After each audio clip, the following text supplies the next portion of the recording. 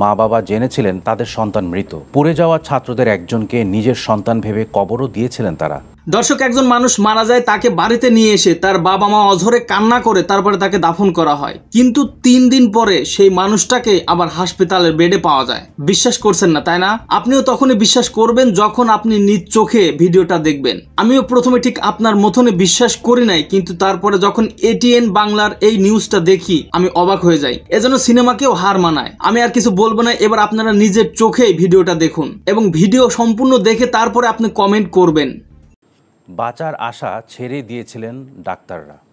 স্বৈরাচার সরকারের বুলেট মাথায় নিয়ে আশুলিয়াতে ছাত্র আন্দোলনে রিফাত হোসেন 20 দিনেরও বেশি সময় হাসপাতালের বিছানায় যন্ত্রণায় কাতরাচ্ছিলেন। এমনকি বলতে পারেননি নিজের ঠিকানাও। মা বাবা জেনেছিলেন তাদের সন্তান মৃত। পুড়ে যাওয়া ছাত্রদের একজনকে নিজের সন্তান ভেবে কবরও দিয়েছিলেন তারা। তারপরই শুনতে পান মাথায় গুলিবিদ্ধ রিফাত এখনও বেঁচে আছে। এরপর শুরু হয় নতুন এক যুদ্ধ। নিয়ামুল আজিজ সাদেক জানাচ্ছেন বিস্তারিত। 5 আগস্ট পুলিশ আশুলিয়াতে ছাত্রদের গুলি করে লাশ পুড়িয়ে দেয়।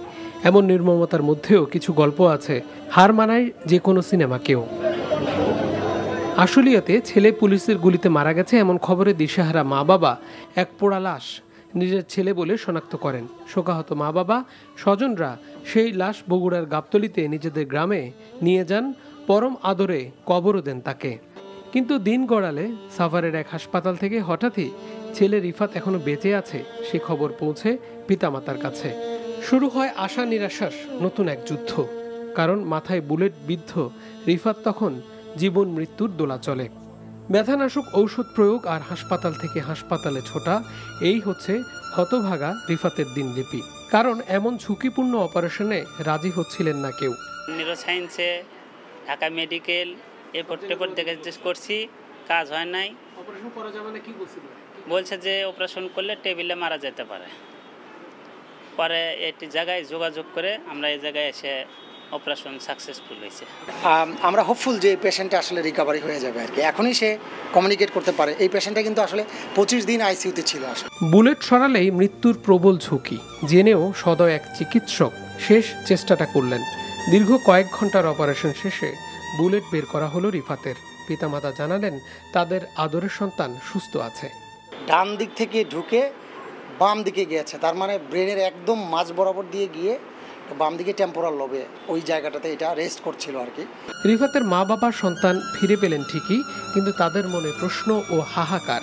যাকে তারা কবর দিলেন আগস্ট বিপ্লবের শহীদ, সেই যুবক কার সন্তান? সেই কষ্ট পাইছে, আমার কষ্টের মতন বলার মতো আর কোনো কথা নাই। ওই জায়গাতে আমার মনে করেন আমি এখনও কষ্ট করি। দুটো এখন আমি ওটা ছেলে বলে তুলে নিচ্ছি। কইছে ওটা আমার বড় ছেলে, এটা আমার এখন মেজে ছেলে। আমি এখন দুটো ছেলে কবর দিচ্ছি দেখে তাই মনে পাসবো, তাও পাসবো না। দুটো সমান অধিকারী আমি দেখবো, আর যা করার কর্তব্য আমি তাই করে যাব। তবে কি আরও অসংখ্য সন্তানহারা পিতামাতা এখনও হন্যে হয়ে খুঁজছে তাদের আদরের সন্তানকে? ভোমর সেজে মধুপান করতে আসতেন অভিনয় শিল্পী, নায়ক নায়িকা, গায়ক গায়িকারা। রাজনীতির মাঠ থেকে বেডরুম, অবাধ যাতায়াত ছিল অভিনেত্রীদের। আওয়ামী লীগের ধানমন্ডি কার্যালয়ে বসত তারকারাজির মিলন মেলা। কখনো ব্যক্তি সুবিধা তো কখনো এমপি পদের মনোনয়ন পেতে দ্বারস্থ হতেন প্রভাবশালী নেতা মন্ত্রীদের কাছে। ক্ষমতার অপব্যবহার করা এইসব তারকার বিরুদ্ধে মুখ খুলতে শুরু করেছেন সংস্কৃতি অঙ্গনের ব্যক্তিত্বরা। বিস্তারিত জানাচ্ছেন আদিত্য মামুন। ভোট না দিলে যামু বাপের বাড়ি। কখনো রাজনীতি না করা তারানা সুবর্ণা, মমতাজ বেগমরা বারবার নির্বাচিত হয়েছেন সংসদ সদস্য। তাদের পথ ধরে একে একে এমপি পদ পেতে মরিয়া হয়েছেন রিয়াজ, শাকিল, মৌসুমী, রোকেয়া প্রাচী, সুইটি, শমিকা এসার, জাহিদ হাসানদের মতো তারকারা। দ্বাদশ জাতীয় সংসদে ঢাকা 10 আসনে আওয়ামী লীগের টিকিটে এমপি হন এক সময় ছাত্রদলের নেতা চিত্রনায়ক ফেরদৌস। তারেক রহমান সাহেবের পিছে পিছে করতো, ভাই ভাই বলতো। ফেরদৌস আওয়ামী লীগার হয়ে গেল। রিয়াজ কবে আওয়ামী লীগার ছিল? 2 দিন অভিনয় করিয়া সবাই যদি এমপি হতে চায়, তাহলে যারা বছরের পর বছর রাজনীতি করছে তাদের কি অবস্থা হবে? যখন যে দল ক্ষমতায় তখন তাদের লেজুর বৃত্তি, সাফল্যের চাবিকাঠি এইসব তারকাদের। আমি জানতাম কিন্তু মৌসুমী বিএনপি মাইন্ডেড আগে থেকে। এদের তো ভোল পাল্টানোর চরিত্র, আজকে অমুকের বিছানায় কালকে অমুকের বিছানায়। Sorry to say. রাজনীতির বন্ধাত্ম কাটাতে তারকা খ্যাতি ব্যবহার করতে চাইলেও খোদ শিল্পীরাই ছিলেন জনপ্রত্যাশার বিপরীতে। ব্যক্তি স্বার্থকে প্রাধান্য দিয়েই দিনকে রাত, রাতকে দিন করতেন যেসব তারকা শিল্পী, তাদের এখন খুঁজে পাওয়া যাচ্ছে না। বৈষম্য বিরোধী ছাত্র আন্দোলনে হামলার পরিকল্পনার হোতা কোনো কোনো তারকা অভিনেতা এসব কাজ করতে সরাসরি এবং সামাজিক যোগাযোগ মাধ্যমে চালিয়েছেন প্রকাশ্য প্রচারণা। অপরাধী তো প্রকাশ্যে থাকতে পারে না, কারণ দেশের পরিস্থিতি এখন সেই জায়গায় নাই। ধরা পড়বে, তার নামে তাকে বিচারের মুখোমুখি হতে হবে। 2024-এর নির্বাচনে দাঁড়ানোর চাপ থাকলেও কেউ কেউ তা উপেক্ষা করেছেন।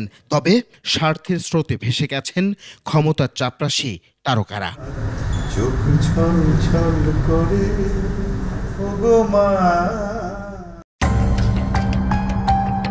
গত 5 আগস্ট সাবেক প্রধানমন্ত্রী শেখ হাসিনা ভারতে পালিয়ে যান। সেখানেই এক নির্জন বাড়িতে আশ্রয় নিয়েছেন তিনি। তবে এখন শোনা যাচ্ছে বাড়ির বাইরে যাওয়ার অনুমতি নেই শেখ হাসিনার। তাহলে কি ভারতে গৃহবন্দী অবস্থায় আছেন শেখ হাসিনা? বাংলাদেশের প্রধান উপদেষ্টা ডক্টর ইউনূস শপথ গ্রহণের পর যখন মোদির সঙ্গে প্রথমবারের মতো টেলিফোনে কথা বলেন, তখন শেখ হাসিনাকে একটি নিরাপদ বাড়িতে নিয়ে যাওয়া হয় এবং মোদি ইউনূসের কথোপকথনের কয়েক ঘন্টা পর হাসিনার যোগাযোগের সব ডিভাইস বিচ্ছিন্ন হয়ে যায়। এরপর থেকে তিনি আর কারো সঙ্গে যোগাযোগ করতে পারছেন না বলে জানা গেছে। আন্তর্জাতিক পুরস্কার প্রাপ্ত অনুসন্ধানী সাংবাদিক সেলিম সামাদ ভারতীয় একটি সংবাদ মাধ্যমের এক প্রতিবেদনে দাবি করেছেন, শেখ হাসিনা দিল্লির কাছাকাছি একটি বিমান ঘাঁটির নিরাপদ বাড়িতে আছেন, কিন্তু সেখান থেকে তিনি কারো সঙ্গে যোগাযোগ করতে পারছেন না। সূত্রটি আরও জানিয়েছে, হাসিনার ওই বাড়ির বাইরে যাওয়ার অনুমতি নেই। এমনকি ঘাঁটির ভেতর সেনাদের জন্য থাকা একটি সুপার শপেও যাওয়ার সুযোগ পান না তিনি, অথচ তার বাড়ি থেকে সুপার শপটিতে হেঁটেই যাওয়া যায়। তিনি আরও লিখেছেন, শেখ হাসিনার মেয়ে সাইমা ওয়াজেদ বিশ্ব স্বাস্থ্য সংস্থার আঞ্চলিক পরিচালক হিসেবে দিল্লিতে অবস্থান করছেন, কিন্তু এখন পর্যন্ত তিনি তার মায়ের সঙ্গে দেখা করার সুযোগ পাননি, যদিও শেখ হাসিনা 1 মাস ধরেই দিল্লিতে আছেন। এই সাংবাদিক প্রতিবেদনে আরও লিখেছেন, হাসিনার সঙ্গে দিল্লিতে আছেন তার বোন শেখ রেহানাও, কিন্তু ব্রিটিশ নাগরিক হওয়া সত্ত্বেও তিনি শেখ হাসিনার সঙ্গে সেখানে আটকে গেছেন।